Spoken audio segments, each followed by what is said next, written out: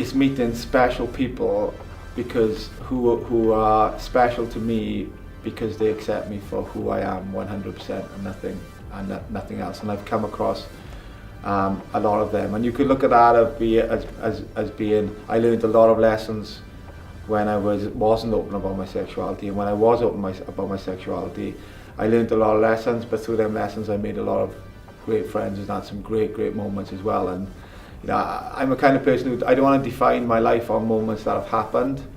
I look forward, and I think I'll define my life constantly on looking forward. So I'll have goals, I'll have new phases, new chapters, new hurdles I want to cross.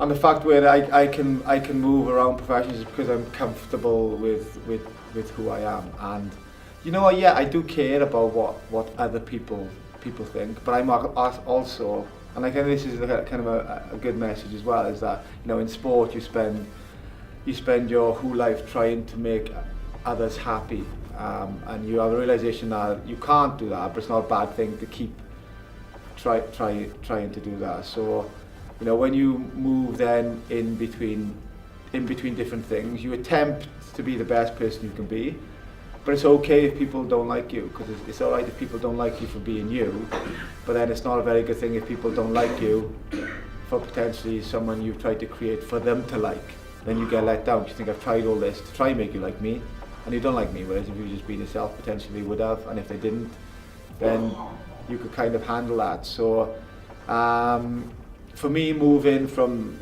panto to serious documentary making to presenting to doing presentations to big businesses, I always go in there with an element of being myself, but also with an element of realizing that potentially not everybody in the room is going to like what I have to say or going to like what I do, and that's kind of okay. And then when you speak to a lot of people who've, you know, in turmoil or hiding who they are, it's the realization is that they're only hiding who they are because they fear of a negative reaction from people who actually may have no relevance at all to their life.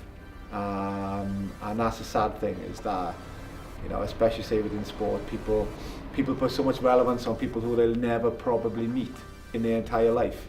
But for some reason, for that split second, their opinion matters. So, you know, I've always said to the younger generation is, you know, I have a good solid foundation of people who support me, who pillar me.